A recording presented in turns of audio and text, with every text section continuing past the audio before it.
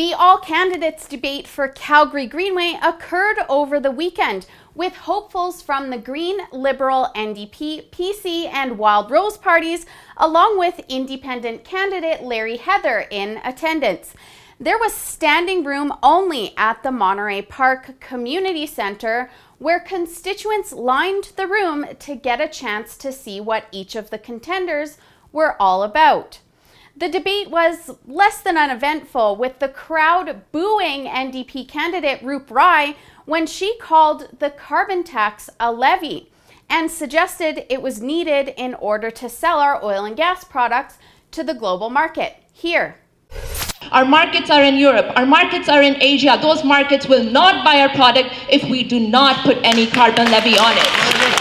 We need to sell that product to make revenue for this province, and that's what we intend to do in a very sustainable manner. Thank you.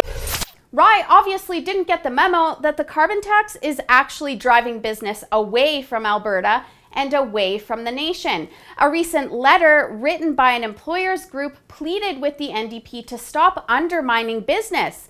And Japan's ambassador to Canada recently suggested that foreign investments could be lost because the new rules imposed by the federal government regarding climate change are going to cause more delays on top of approval processes that are already slow.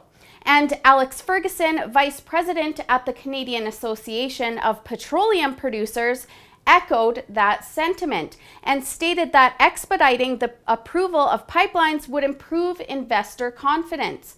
The NDP candidate also insisted that the party is working hard to create jobs and give small businesses a boost. Here. We're investing into medium-sized businesses, small-sized businesses, and that's how we plan to diversify the economy and create jobs.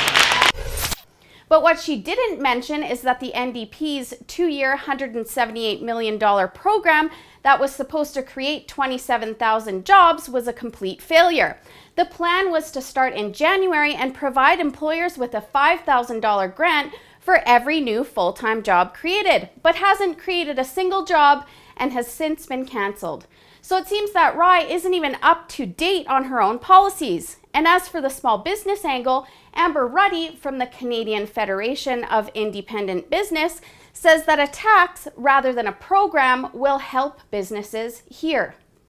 Their hiring credit was supposed to have already started in January, no details, and there's nothing even to replace it. So unless this government announces that they're going to reduce the small business corporate income tax rate, I don't think entrepreneurs are going to be satisfied with the formation of new committees to give advice on economic diversification. We've had a lot of time to, figure out what to do. Now is the time to act, and we're still waiting.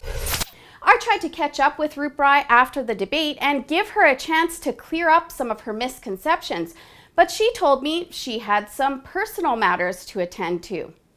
In her closing statement, the candidate said she felt she had been attacked throughout the afternoon, which isn't surprising since not one of the NDP's policies has worked for Albertans, and people want answers.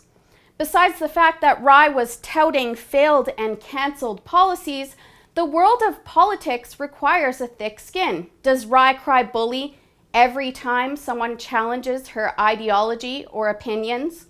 For the Rebel.media, I'm Holly Nicholas. Thanks for watching. Click here to never miss a Rebel update. Want even more of the Rebel? Well, click here to become a premium member.